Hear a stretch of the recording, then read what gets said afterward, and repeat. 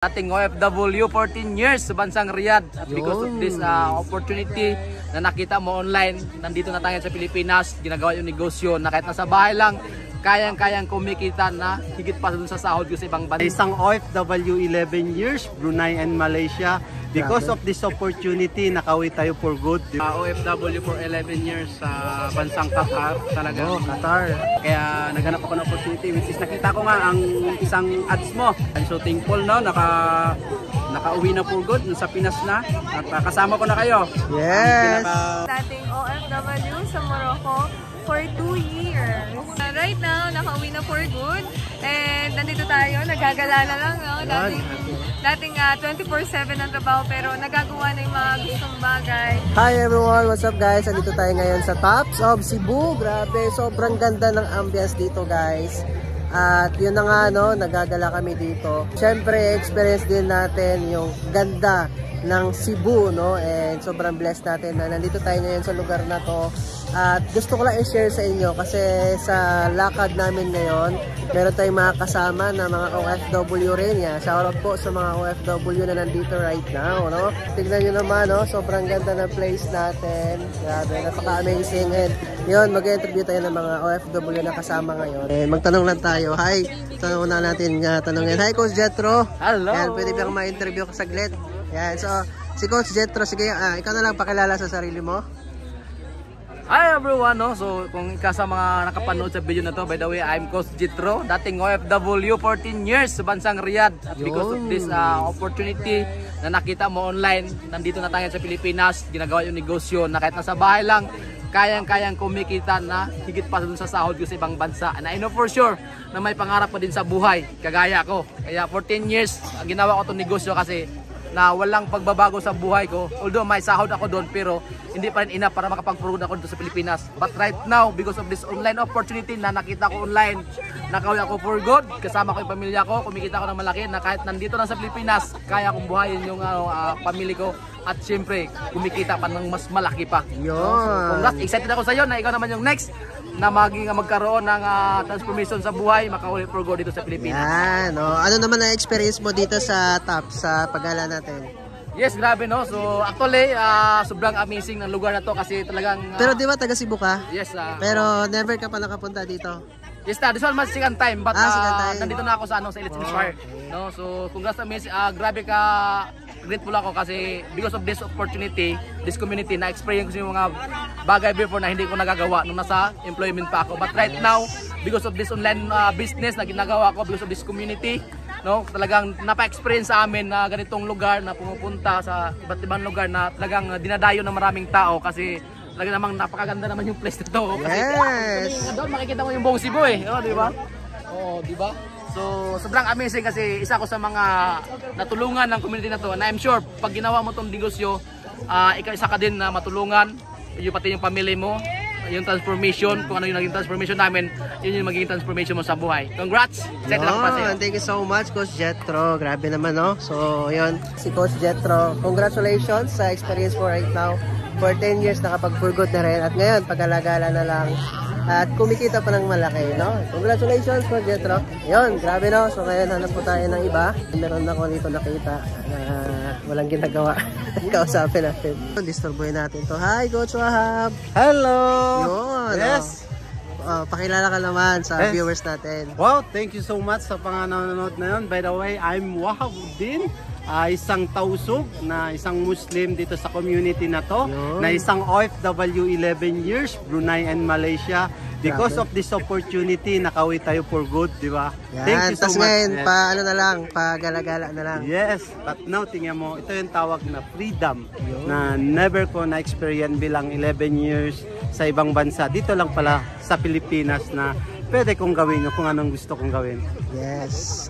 Congratulations. And ano yung experience mo ngayon dito sa Tops? Yes, experience ko na to, di ba, na never to, na first time ko nandito na ganito pala kaganda yung Cebu, na sabi ko, na yung nakikita mo gaano kaganda yung sa ibang bansa pero hindi mo siya napipil kasi nasa trabaho ka, nasa work ka. But dito, nasa Cebu na ano mo talaga, na napipil mo anong nandito because this opportunity na nakagala ka ng ganito, ng gandang place na nabibigay mo kung ano yung gusto mo, di ba? Thank you so much.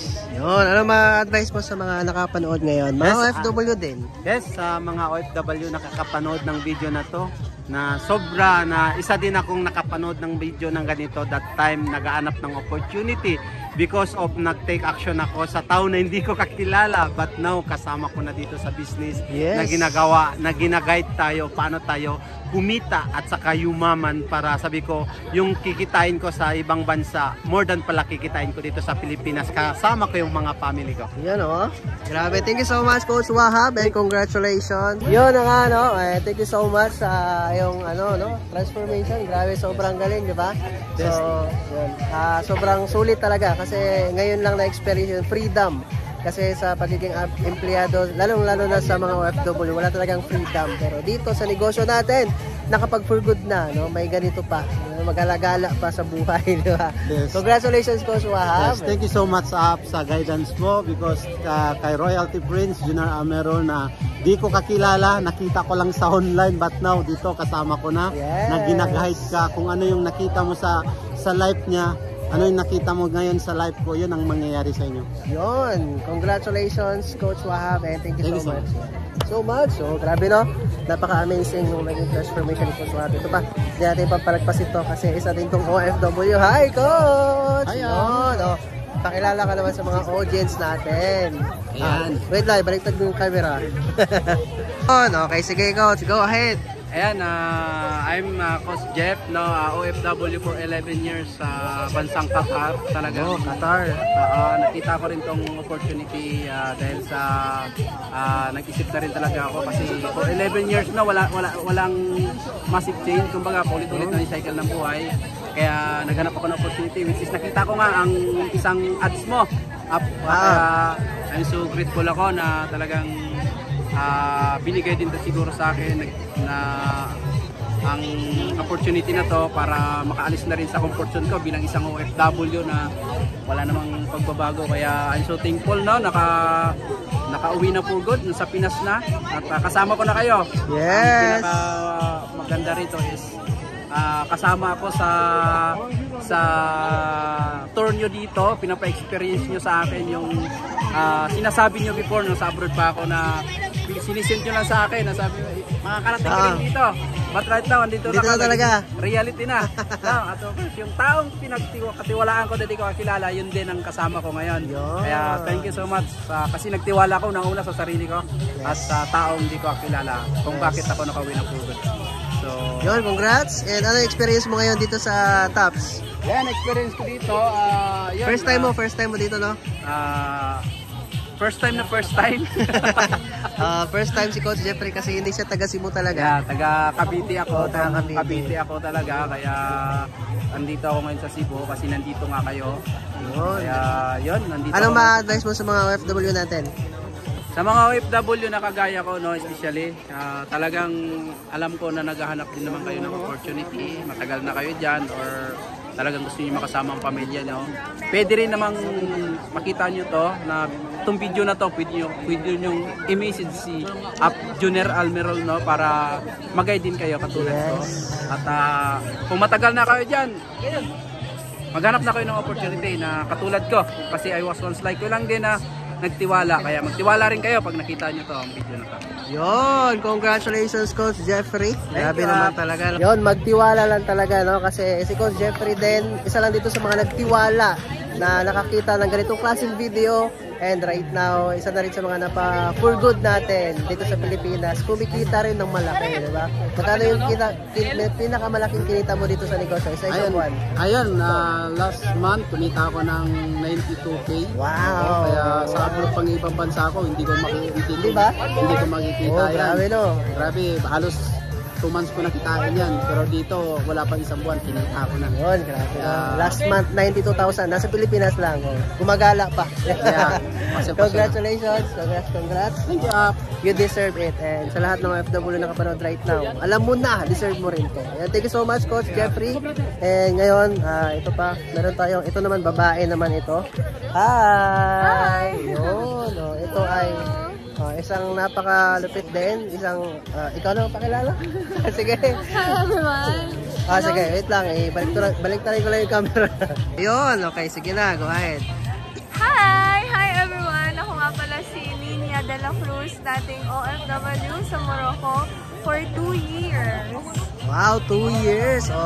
Ngayon, nasaan ka na ba ngayon? Ano nang nangyari sa buhay mo? Magandang tanong, no? Pero right now, nakauwi na for good. And nandito tayo, nagagala na lang, no? Dating 24/7 ang trabaho, pero nagagawa na yung mga gustong bagay because of this online business. Paano mo ba nakita itong online business natin? Nakita ko to through Facebook. Siyempre mga OFW, scroll lang. Tulad nitong video na to na post din ni Coach Junior Almerol. And sobrang naging interesado ako. Sabi ko, bakit yung mga OFW na nakauwi for good, kumikita ng malaki. And ang gaganda ng mga buhay. That's why, nag-how and yun, nag-join at eto na ako right now. Yes! Kaya ako din gumagawa ng mga ganitong video. Baka may mga OFW rin na makakita ba na another OFW naman na mag-guide natin. So right now, ano yung message mo sa mga OFW natin na nanonood ngayon? Ang message ko sa inyo, kung mapanood mo itong video na to, I'm sure na mag-join ka. Kasi alam mo ba kung bakit? Dating katulong, but right now, tignan mo kung anong nasa paligid mo. At sobrang ganda. Pag ikaw nasa Pilipinas, kasama mo yung pamilya mo, and I'm sure mag-guide ka kung sino yung taong nasa video na to. Yun, congratulations, Coach Ninia, na isang OFW sa Morocco. Grabe naman, ang galing naman, no? Ang galing naman ni Coach Ninia. Maraming salamat sa pagpaunlak, no, sa ating interview ngayon.